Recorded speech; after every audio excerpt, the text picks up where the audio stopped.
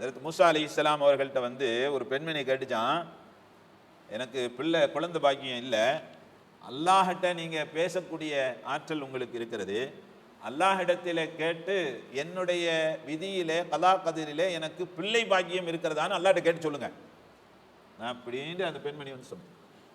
ஹஜ்ரத் மூசா அலைஹிஸ்ஸலாம் அவர்கள் அல்லாஹ்கிட்ட கேட்டாங்க, யா அல்லாஹ் இந்த மாதிரி இந்த பெண்மணி இது மாதிரி கேட்குறாங்க, அல்லாஹ் கலா கதிரிலே அந்த லவ்ஹுல் மஹ்ஃபூதில் இருப்பதை அல்லாஹ் சொன்னான், அந்த பிள்ளைக்கு புள்ள பாக்கியம் இல்லை, புள்ள பாக்கியம் அந்த பிள்ளைக்கு அந்த பொம்பளைக்கு புள்ள பாக்கியம் இல்லை என்பதாக அல்லாஹ் தஆலா சொல்லிட்டான்.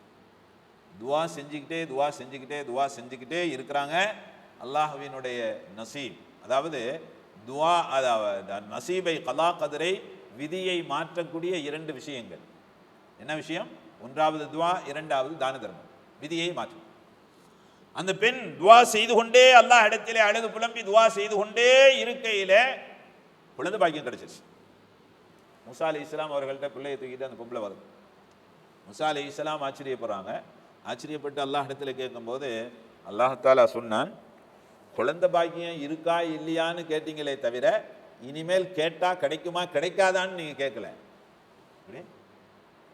கேட்டால் கிடைக்குமா கிடைக்காதா என்பது குறித்து கேட்கல, இருக்குதா இல்லையான்னு கேட்டீங்கன்னா இருக்கு இல்லை இல்லைங்கிற விஷயத்தை நான் சொன்னேன். அல்லாஹ் கதர்ல இல்லைங்கிற விஷயத்தை சொன்னேன்.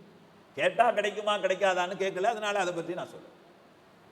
அப்போ அல்லாஹ் இடத்துல நாம் குல்லும் மின் ஐந்தில்லா, எல்லா விஷயமும் அல்லாஹ் இடத்திலே இருக்கிறது. நாம் கலா கதிரை நம்ப வேண்டும் ஒரு பக்கம், இன்னொரு பக்கம் கலா கதிரிலே நாம் நல்லவர்களாக ஆகுவதற்காக வேண்டி நாம் தொடர்ந்து அல்லாஹ் இடத்திலே துஆ செய்து கொண்டே இருக்க வேண்டும்.